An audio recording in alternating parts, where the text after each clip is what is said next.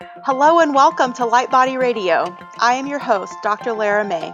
I am a clinical pharmacist, Reiki master, and intuitive integrative health coach. As a health coach, I provide a safe, supportive process for aligning your dreams with your intentions. I will guide you to take small right action toward reaching your goals every week. Let's turn your vision into your reality today.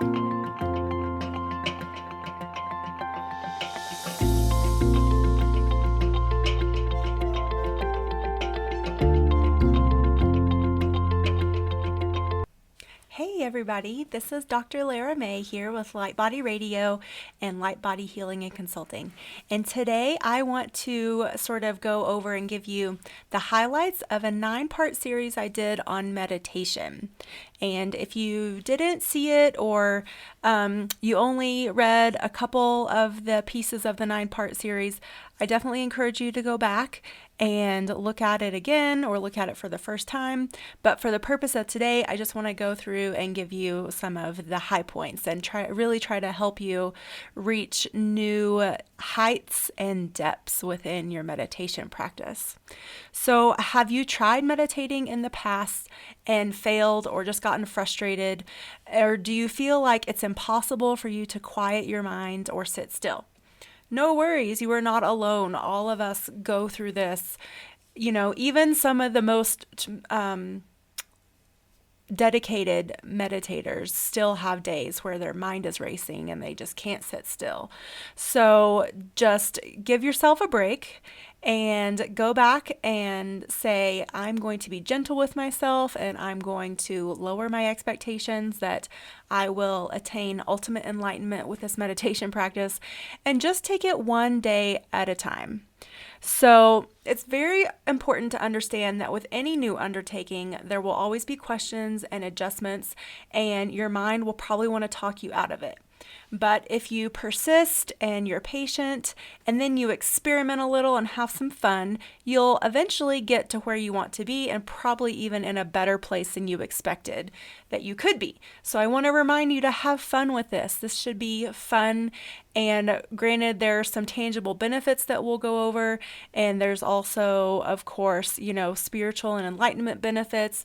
But the most important thing is to have fun and to enjoy it. Now, meditation is not something that will happen overnight. You won't just magically have a perfect practice.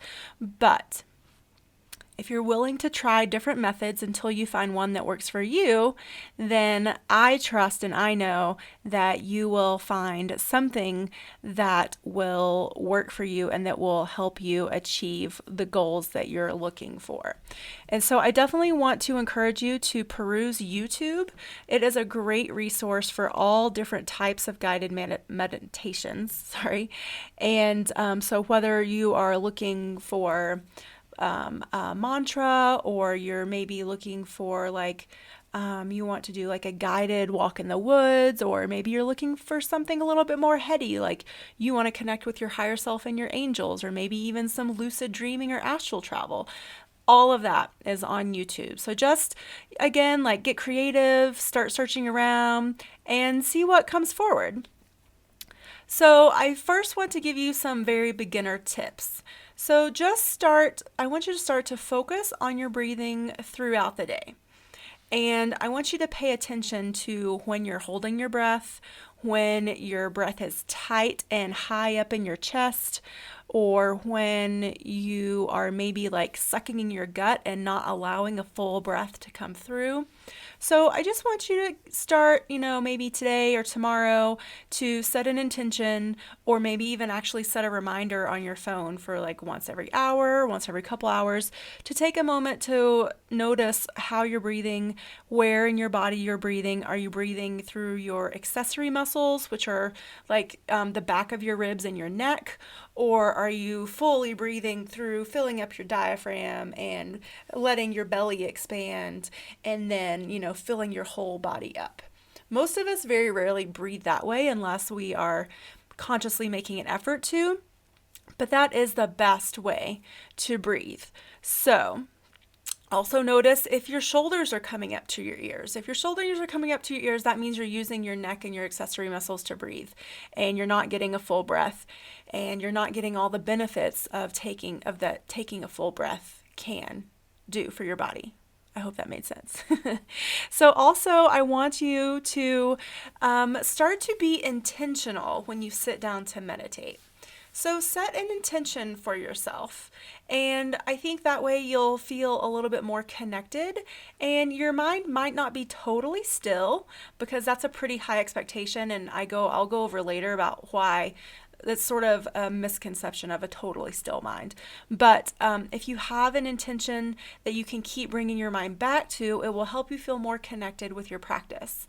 And again, meditation is a practice. It's a learned skill. It is not something, unfortunately, that just is automatic for us. So again, just think of it as a practice, and make sure when you sit down to meditate that you are dressed appropriately. If you're trying to sneak away for a meditation break during your lunch hour, but you're dressed in high heels and pantyhose or a suit and tie, those aren't the most comfortable clothes, and it's probably going to be distracting for you. So do yourself a favor in every way possible and set yourself up for success. Now, if you are trying to do that meditation practice in the middle of the day, that's great. But I would also encourage you maybe to do one right before bed or first thing in the morning, where you are best set up to be in comfortable clothes and to be in a quiet place and to not be rushed. So think about those things too. And also, you want to begin your practice with releasing all of the tension in your body and all of the tension in your body parts. And so one of the things that I like to do is take my clients through a guided meditation of either working up from the feet or down from the crown of the head, and just focusing on releasing all the tension. So inhale, you bring in attention to the part of the body, and then exhale, you release it all out. And at the end of this, I think it'll be fun to take you guys through a meditation. So stay tuned for that at the end. And just keep working through this until you feel like totally relaxed. And honestly, if you're having trouble sleeping, a great way to help yourself fall asleep is to walk yourself through this ultimate relaxation and just allow yourself to fall asleep at the end. Not every meditation is designed with sleep in mind, but there definitely are some appropriate times for that. So, and that's actually how I started my meditation practice. When I was in pharmacy school, I was really suffering with insomnia. And I was taking Benadryl, and that wasn't working, and trying all these things.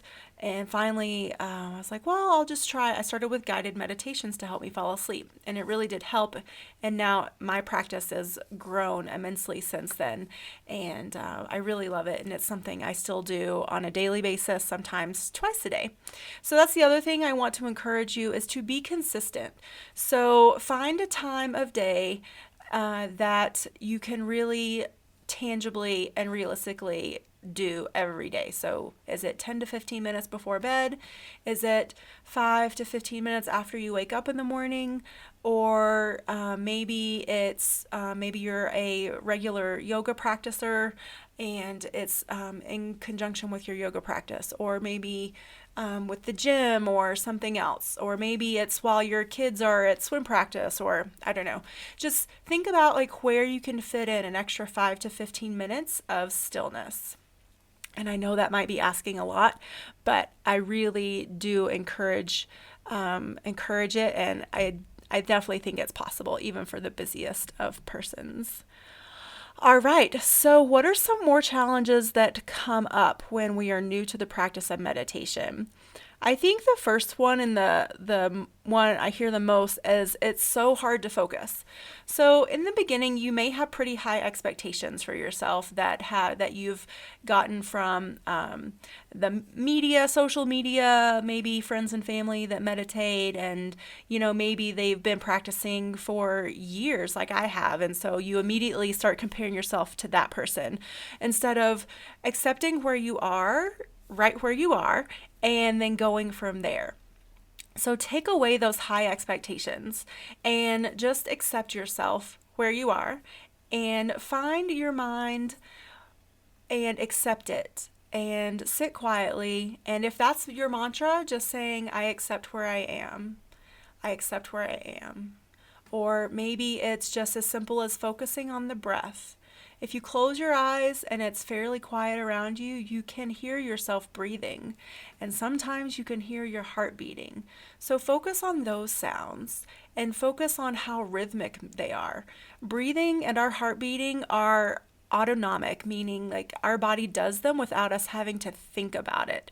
And so take advantage of that and that natural rhythm that our body goes about without us having to tell it to do that. That is one of the simplest ways to start a meditation practice. Another thing you can do is pick a focal point. If you don't want to meditate with your eyes closed, you can pick a focal point in the center of the room, or you can light a candle and just rest your gaze on the flame and just let your mind sort of melt into the dancing flame of the candle. That's really nice. You can also do what we call a 4 square breath. And so that's where you inhale for a count of 4, you hold for a count of 4, you exhale for a count of 4, and then you hold that exhale for another count of 4, and then you just repeat that. And that is a way that will really get you to, you'll focus on the counting and you'll focus on the breathing, and most likely you'll forget about the other things that you think that it's hard to focus. So one of the other complaints, and I think this is sort of in the same vein, is that you say, I think too much, my mind is racing, too many distractions. So if you don't have a designated quiet space for your meditation, I really encourage you to build a little altar and set up a space where, with a cushion and maybe some candles or some crystals, or maybe using a mala to meditate with. Do something that's ritualistic. And this will help you look forward. You'll feel at ease and at peace in this space. And because there's, it's multifactorial.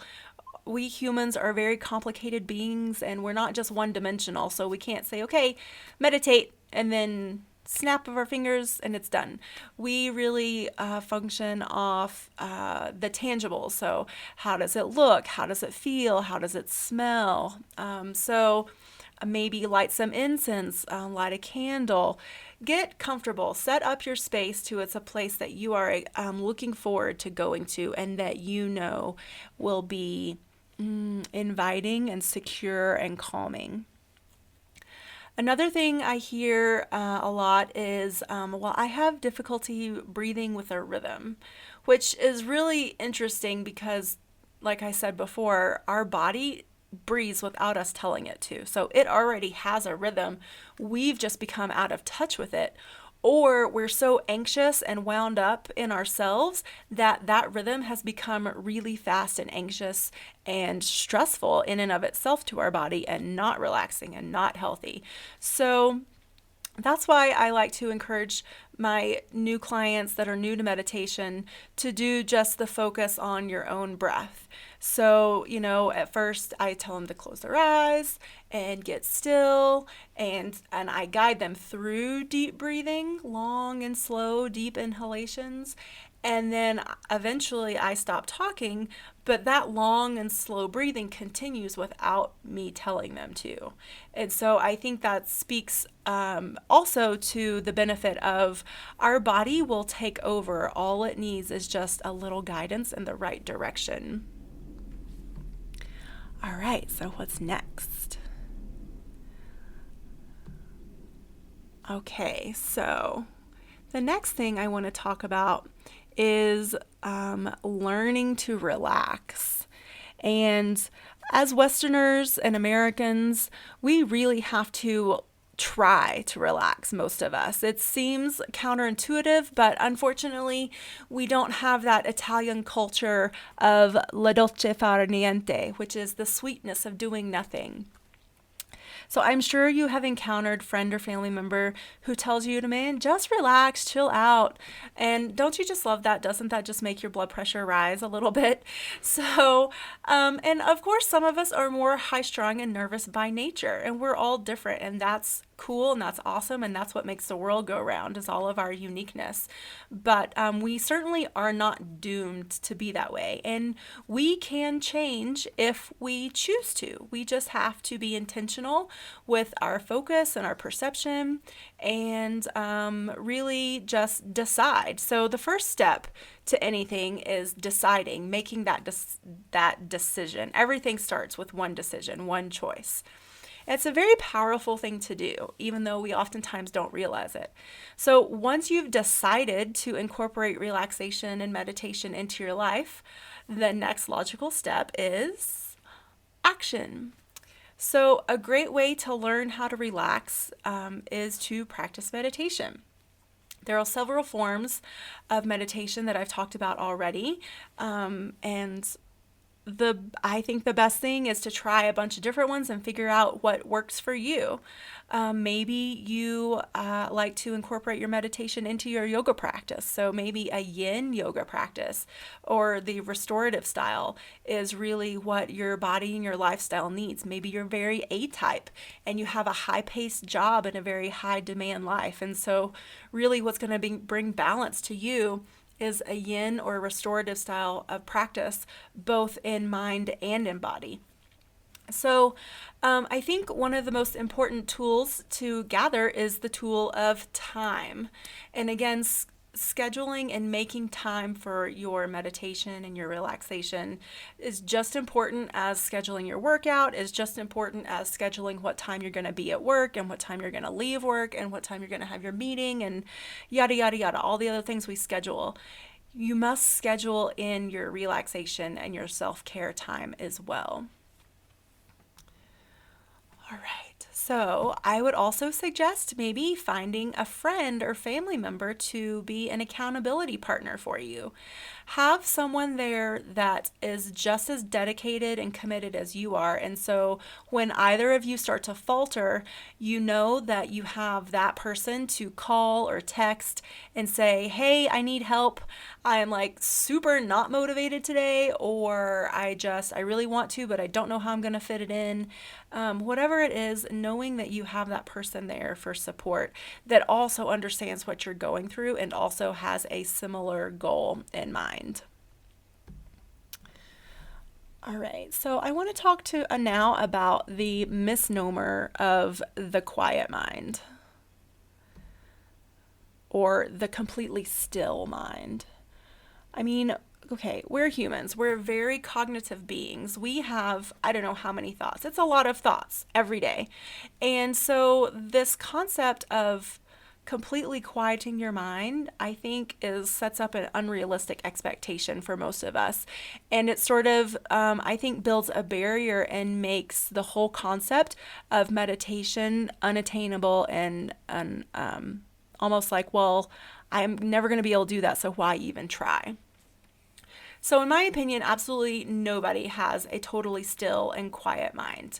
So, but there are a few things that that can help you with this.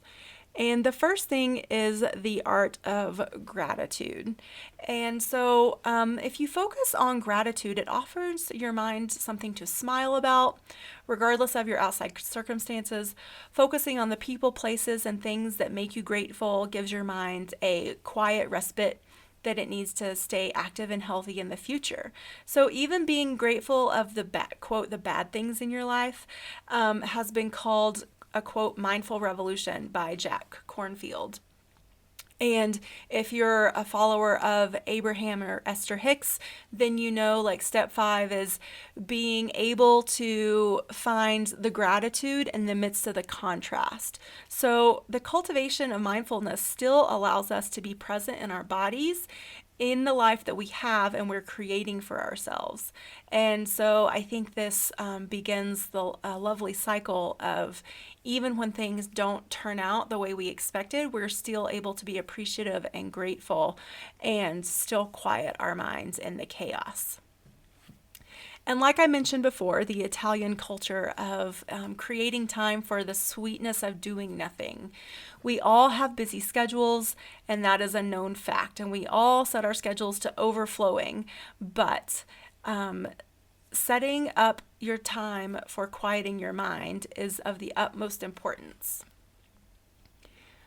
And I think also, too, like maybe also putting on the expectation of, oh my God, I'm not a good meditator if I can't sit still and quiet for 30 minutes or an hour or 90 minutes. And especially for a beginner, and even a lot of times for a dedicated meditator, that's quite a long time and quite a big expectation. So I want to encourage you to just be able to be in the moment and maybe set aside 60 seconds. If, let's say if you're busy at work, can you take 60 seconds to just quiet your mind, go inward, listen to your breath, and then go back to work. And then on your lunch break, maybe have the 5 to 10 minute meditation that we talked about before. And then maybe before bed, then you do your 15 to 20 minute, or maybe really then that's where you do your full on yoga nidra practice for an hour, which is the yogic practice of sleep. Or you give yourself that time to be fully guided down into sleep. So, get creative, allow yourself different time spans and different moments and commitments to really figure out, maybe there's obviously not just one way to skin a cat, and how you're really going to thrive with the creativity of your meditation practice. So, can meditation really improve your physical health? My answer is a very much hearty yes.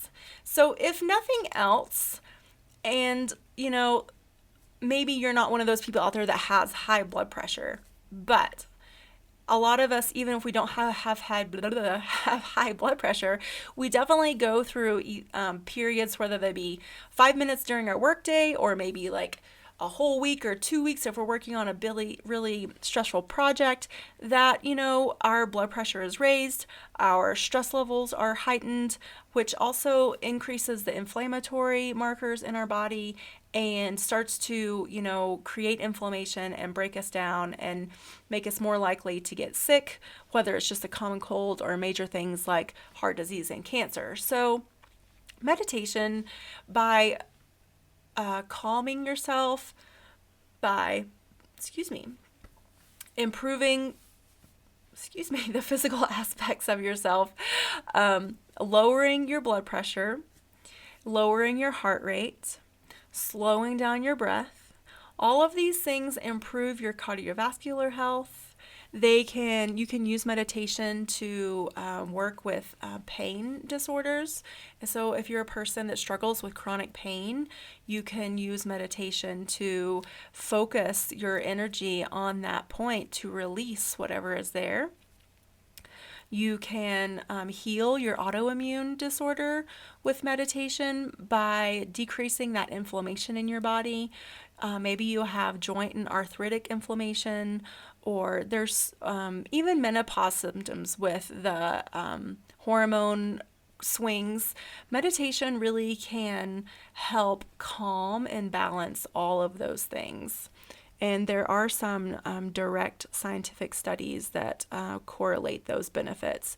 So just as much as the physical benefits, you have the mental benefits as well. So if you suffer from anxiety or depression, meditation can be extremely helpful to help you break through those psychological patterns and find a place of calm and ease. And then, of course, there's the spiritual aspects of meditation that I mentioned a little bit before, too, whether it's getting in touch with your higher self or your angels, or astral traveling, or maybe doing a past life regression. All of these things are different types of meditation and will take you to different places and on totally different levels. And I have to say, I really enjoy it. It's really so cool and so much fun. All right, so we've talked about so much stuff. So far, I really haven't talked about, though, the proper sitting for proper breathing. So let's go over that a little bit. So, first and foremost, you want to make sure you're comfortable. Sitting upright with a straight spine will help the energy flow and prepare you for proper breathing. If you want to lay down, that's okay. But if you're not doing any type of meditation that is the goal of like a deep travel or sleep, then I would really recommend sitting up so that you can be more mindful and more conscious and stay in your body. So, I would suggest try sitting on a cushion or a bolster or a pillow, because raising your hips just that little bit can really improve the comfort, take away the stress out of the lower back, and allow you to sit longer as the more that you practice and the more your body gets used to being in that position.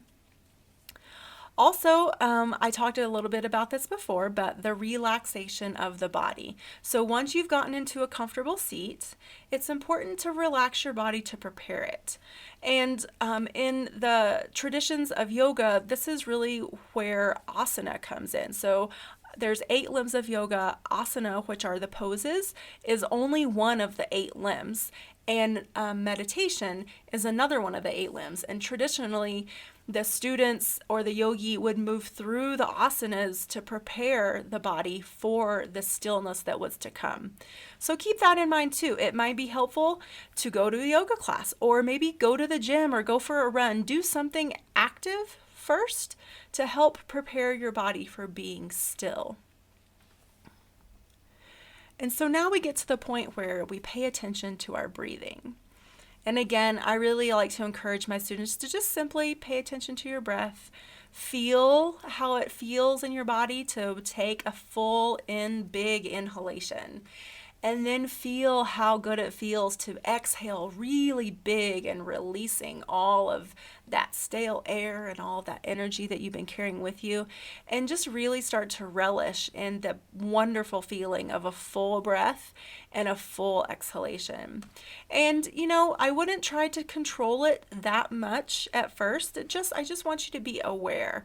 How are you breathing? How are you carrying it inside your body?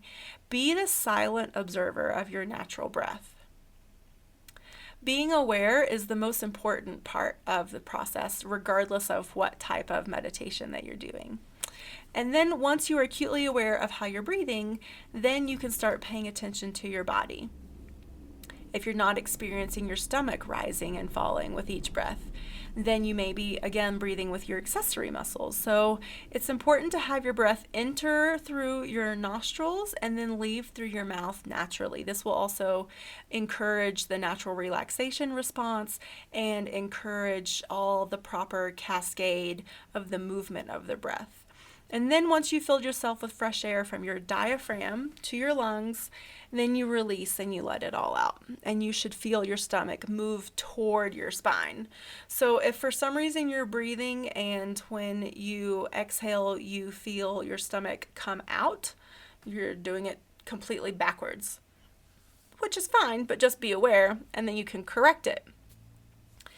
And so then at this point, once you've gone through all these different things, you should then be at the point where you're establishing a rhythm. And once that rhythm is established, you will find that your meditation just flows easily and naturally. So finally, before we finish up and I take you through a lovely guided meditation, I just want to take you through a few things to keep in mind as you start to make your practice your own. Number one, again, and some of these might sound redundant, but these are important and I really want you to hear them and implement them. So set aside a regular time and let everyone know of your intentions. And by everyone, I mean your family or anyone that might be interruptive or be wanting to have your time instead. So let them know that you're setting aside this time for yourself and that you will be happier and more relaxed and healthier once you're done, and you'll be more able to commit time to them once you've committed this time for yourself. The next piece is to pick a location, and I talked about setting up your own little altar in your own little space. Make it soothing and relaxing and out of the way of any motion and commotion from the household. Again, like scented candles, a comfy pillow, a rug, maybe some crystals, an incense, whatever it is that puts you at ease. Just bring that to your space, even if it's just a little corner in one room of the house. The next piece, again, is to educate yourself with all of the information that you can gather until you figure out what works for you. Okay, so this is all about figuring out what resonates with you, what makes you happy, what makes you feel relaxed, and how you're going to get there. How much time does that take? Not very much, but we have to be willing to spend the time to experiment and to explore in order to find out really what that individual answer is for each of us. All right, so now we're to the good part, my favorite part, the actual meditation part. So I want you to, again, come to a comfortable seat. And if you're driving, you can go ahead and pause it and come back to this later. Hopefully you're not driving. Okay, so just go ahead, come to a comfortable seat, close your eyes, get comfy. Take a big inhale in. Fill up all the way from your root. Feel your diaphragm expand. Feel your lungs expand. Feel the breath come all the way up, maybe even into your throat, and then just let it all out with a big sigh. And feel that stomach collapse into your spine as you let it out. Again, take a big breath in. Really slow and deep. And let it all out. Release everything from your day. And now just come and place your hand on your heart, which will encourage you to drop into your heart space. Maybe you can feel your heart beating under your hand. I want you to just continue to breathe, relax, slow, on your own, at your own rhythm, at your own pace. Let your body take over what it knows how to do naturally.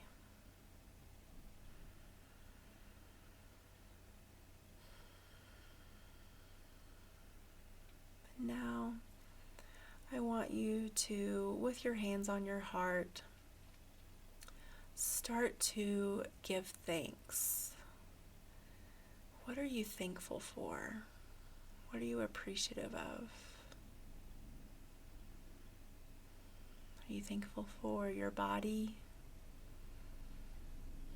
Are we thankful for all the things it enables you to do? We're thankful for the fact that it's not perfect because of all of the things that teaches us. We're thankful for the place that this body takes us. We're thankful for the vessel that it has been provided for us on this life.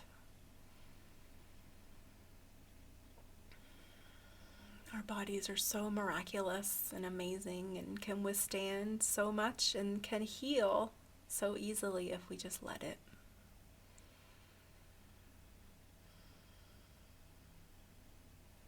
So now I want you to bring your hands down into your lap and just relax. I want you to bring your attention to your crown, where your hair attaches to your scalp. And as you inhale, bring your attention to those places. And as you exhale, release all the tension. Let it all go. Feel the crown of your head relax. Now bring your attention to your jaw and your face, your cheeks, and your eye sockets.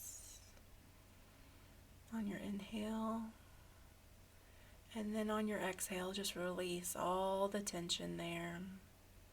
If your tongue is attached to the roof of your mouth, let that go as well. Inhale, bring your attention to your neck.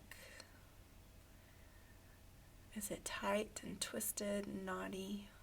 And on the exhale, just let it all go. Visualize those knots unwinding, everything relaxing and releasing. Now bring your attention on the next inhale to your shoulders. And how do your shoulders feel across your chest and across your back? Are they open and wide? Or are they contracted and tight? Whichever way it is, on your next exhale, just release all the tension and let everything fall into a neutral position, knowing that your body knows exactly where it needs to be right now. Now we bring the energy down again into our heart space, and we say thank you, thank you, thank you. And as we inhale really deeply and exhale again, we release all the emotion and the stress that we're holding in our chest and in our heart. Just let it all go. On the next inhale, bring in golden light into the heart space and allow it to expand on the next exhale. Just fill up your entire chest with beautiful golden light so that only the highest and best energy is allowed to fill up your body and your heart space. And now we move our attention down to the abdomen, and we feel our belly expand with an inhale and naturally fall inwards with each exhale. Maybe we place our hands on our belly, and as we feel it expand, we just infuse it with love. Feel the love coming through your palms and into your abdomen, into your belly. And say, thank you, I love you, belly. This is your core. This is one of your main power centers. This is where your self-esteem lives. And just say thank you for the self-esteem and the power and the choices and the way you support me. Because your core supports your back. And without a strong core, then we often have an injured back. So make sure we send our core and our belly some love. And now we move down into our sacral area, our seat of creativity, and our seat of safety. And as we breathe deep, just allow it to fill up with a beautiful orange light, feeling warm and fulfilled and safe and full. And as you exhale, release any tension, release any emotions, release any expectations that you have for that area.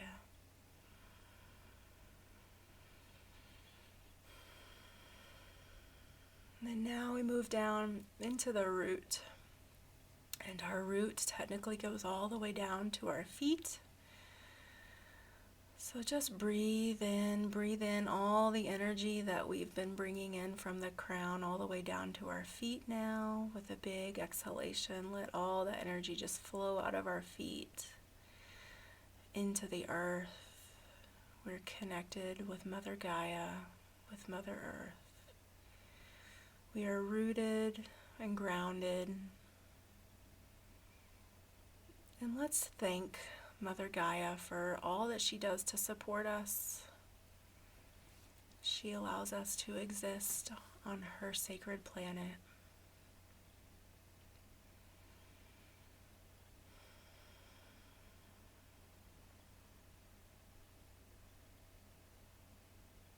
Continue to breathe softly at your own pace.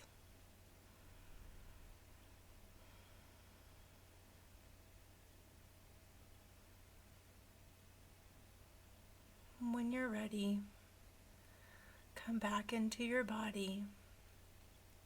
Wiggle your fingers and your toes.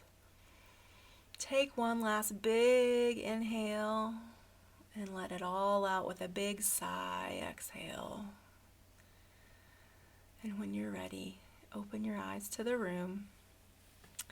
And I want to thank you for joining me today. And I look forward to hearing your feedback. And I will see you on the next episode of Light Body Radio. Namaste.